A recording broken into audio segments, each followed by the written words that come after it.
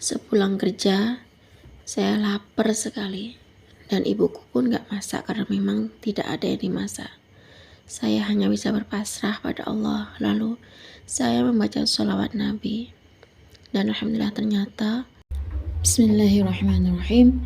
Rabbi shrahli sadri wa yassirli amri wahlul 'uqdatam min lisani yafqahu qawli. Allahumma sholli ala sayyidina Muhammad wa ala ali sayyidina Muhammad. Assalamualaikum warahmatullahi wabarakatuh. Halo teman-teman, jumpa lagi di channel YouTube Vina Sweet. Nah, di sini saya akan sharing tentang kisah keajaiban sholawat. Ketika kita banyak membaca sholawat, maka sholawat tersebut akan membuat Nabi Muhammad itu mengenal kita, ya teman-teman. Ketika kita membaca sholawat dengan banyak, maka ketika Nabi Muhammad kemudian itu mengenal kita, Nabi Muhammad itu menoleh pada kita, Nabi Muhammad datang pada kita, dan Nabi Muhammad itu akan melihat apa hajat kita. Lalu Nabi Muhammad itu akan memohonkan kepada Allah. Nabi Muhammad itu kemudian pergi pada Allah, mohon pada Allah untuk memintakan hajat kita, dan sehingga itu semua hajat-hajat kita itu akan diijabah sama Allah, ya teman-teman. Maka dari itu mari kita bersolawat kepada Nabi Muhammad SAW.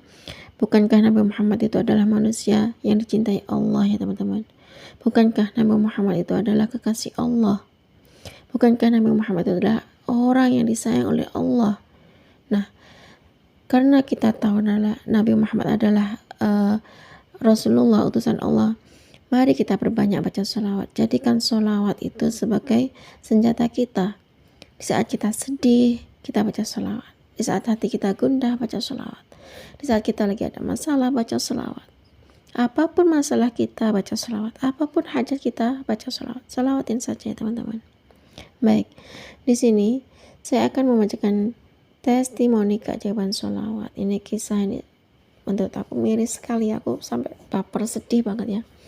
Di sini saya akan membacakan kisah keajaiban sholawat ini dari Mbak Diah Melisa. Assalamualaikum warahmatullahi wabarakatuh. Selamat malam Mbak Vina.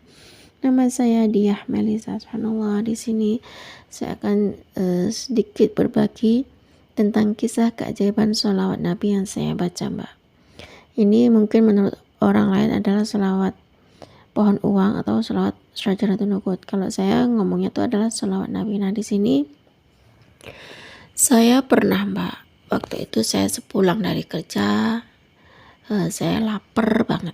Kebetulan ibu saya itu nggak masak karena memang nggak ada yang dimasak ya. Akhirnya saya sudah pasrah kepada Allah Subhanahu wa taala, dan kemudian saya membaca sholawat Nabi sebanyak 100 kali. Saya membaca sholawat yang seperti ini. Allahumma sholli ala sayyidina Muhammad wa ala ali sayyidina Muhammad. Allahumma sholli ala sayyidina Muhammad wa ala ali sayyidina Muhammad. Allahumma sholli ala sayyidina Muhammad wa ala ali sayyidina Muhammad. Sholawat Nabi itu saya baca sebanyak 100 kali. Mungkin orang lain itu menyebutnya adalah sholawat pohon uang atau sholawat Syajaratul Nuqut, ya Mbak Vina. Nah, di sini saya membaca sholawat Nabi itu sebanyak 100 kali. Nah, setelah saya membaca sholawat Nabi sebanyak 100 kali, sekali duduk, subhanallah Mbak Vina, apa yang terjadi?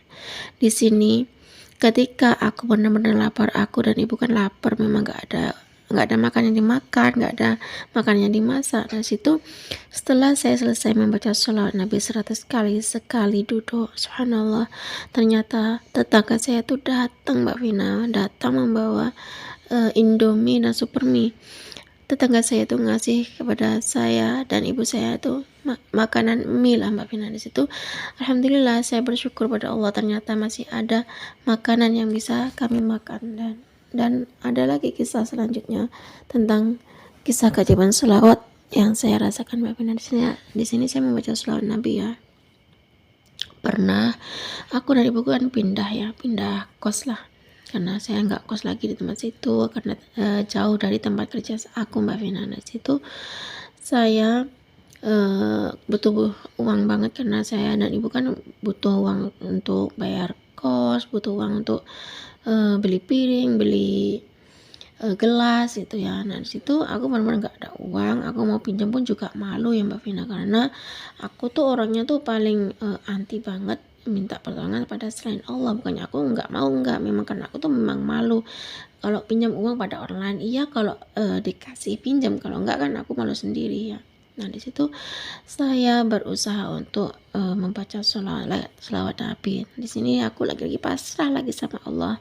Dan di sini aku baca selawat Nabi Mbak Vina. Di situ saya tuh hanya bisa pasrah, bisa nangis kepada Allah. Saya bisa berselawat Nabi, saya membaca selawat Nabi 100 kali dan saya nangis pada Allah, dan kemudian saya berdoa pada Allah. Setelah saya membaca selawat Nabi 100 kali, saya berdoa kepada Allah agar saya diberikan rezeki karena saya butuh uang. Nah, di situ ternyata Mbak Vina, di situ saya kan jualan online ya. Di situ alhamdulillah saya dapat orderan online Mbak Vina. Di situ ada yang order barang saya di situ sekitar 500 ribuan Mbak. Nah, di situ uang 500 ribu itu bisa aku gunakan untuk nyambung hidup untuk kebutuhan saya yang saya dan mama saya Mbak Vina. Di situ subhanallah, bagi saya uang 500 ribu itu sangat-sangat besar nominalnya. Di saat saya butuh, saya hanya membaca sholawat Nabi 100 kali sekali duduk, subhanallah.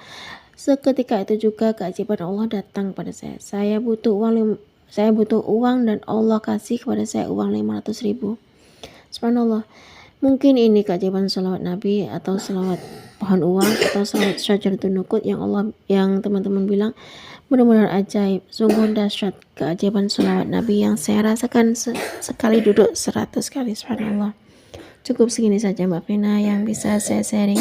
Semoga kisah testimoni saya ini bisa membuat teman-teman bisa membaca sholawat untuk lebih istiqomah lagi. Doakan saya Mbak Vina, semoga saya juga bisa istiqomah membaca sholawat dan semoga saya bisa menambahi sholawat Nabi. Wassalamualaikum warahmatullahi wabarakatuh. Waalaikumsalam warahmatullahi wabarakatuh. Terima kasih ya Mbak Diah Melisa. Subhanallah teman-teman, di sini Mbak Diah Melisa bertestimoni tentang kisah keajaiban sholawat Nabi, yang mana Mbak Diah Melisa membaca sholawat Nabi yang sallallahu alaihi Muhammad Allahumma sholli ala sayyidina Muhammad wa ala ali sayyidina Muhammad itu sebanyak 100 kali. Nah sini Mbak Melisa tuh pulang kerja lapar ya, namanya pulang kerja kan lapar ya. Di situ ibunya Mbak Melisa tuh nggak masak karena memang nggak ada yang dimasak juga oleh ibunya Mbak Melisa. Nah di situ Mbak Melisa itu hanya bisa pasrah pada Allah, pasrah sepasrah-pasrahnya, namanya orang lapar ya, cuma bisa pasrah pada Allah. Kemudian Mbak Melisa membaca sholawat Nabi yang Allahumma sholli ala sayyidina Muhammad wa ala ali sayyidina Muhammad sebanyak 100 kali sekali duduk teman-teman. Di situ ternyata setelah Mbak Melisa pasrah pada Allah dan membaca sholawat Nabi sebanyak 100 kali sekali duduk, di situ tetangganya Mbak Melisa datang kepada keluarganya Mbak Melisa. Di situ tetangganya Mbak Melisa ngasih Indomie dan Supermie pada keluarganya Mbak Melisa. Alhamdulillah akhirnya Mbak Melisa dan mamanya itu bisa makan walaupun hanya Supermie dan Indomie ya teman-teman. Alhamdulillah lagi di sini Mbak Melisa, di saat Mbak Melisa tuh lagi butuh rezeki, Mbak Melisa lagi butuh uang karena Mbak Melisa habis pindahan kos. Nah situ Mbak Melisa sama mamanya tuh kan butuh uang ya, namanya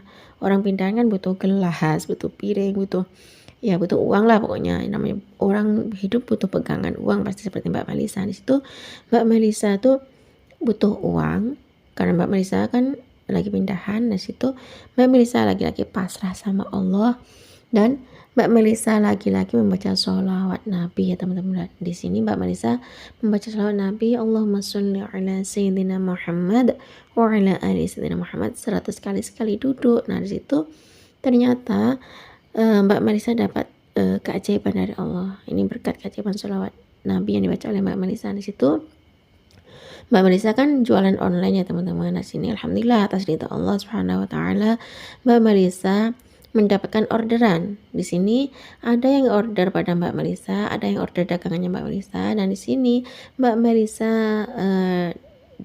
dapat orderan sebanyak uangnya tuh sekitar nominalnya 500 ribu ya teman-teman. Nah bagi Mbak Melisa uang 500 ribu itu benar-benar besar nominalnya. Bagi orang yang nggak punya uang seperti Mbak Melisa, butuh uang seperti Mbak Melisa, uang 500 ribu itu sungguh besar banget ya teman-teman. Dan besar bersyukurnya Mbak Melisa pada Allah Subhanahu wa taala ya teman-teman. Nah, di situ Mbak Melisa semakin yakin pada Allah bahwasanya kalau Mbak Melisa itu lagi sedih, Mbak Melisa lagi punya hajat, Mbak Melisa lagi bingung, Mbak Melisa itu hanya pasrah pada Allah dan Mbak Melisa itu berselawat pada Nabi. Mbak Melisa membaca selawat Nabi. Nah, di situ Mbak Melisa itu berdoa pada Allah, minta rezeki pada Allah karena Mbak Melisa itu malu untuk pinjam uang pada orang ya teman-teman. Nah, situ betul menurut saya, karena di saat kita punya hajat, kita sebut nama Nabi, kita mohon ampunan Allah, kita mohon ridha Allah, kita butuh rahmatnya Allah. Memang benar kita Allah tuh nggak butuh selawat kita, Nabi tuh nggak butuh selawat kita, tapi kita yang butuh berselawat pada Nabi agar Nabi itu menoleh pada kita, agar Nabi itu mengenali kita ya teman-teman, dan agar Nabi itu tahu apa hajat kita. Karena ada orang yang berselawat pada Nabi nggak perlu menyebutkan hajatnya, tapi sudah Allah kabulin karena Nabi Muhammad di situ adalah kekasih Allah. Nabi Muhammad itu adalah utusan Allah. Nah, di situ banyak sekali para ulama yang menjadikan sholawat itu sebagai senjata ya teman-teman. Di sini seperti Mbak Melisa. Mbak Melisa menjadikan sholawat itu sebagai senjatanya Mbak Melisa dan orang tuanya Mbak Melisa.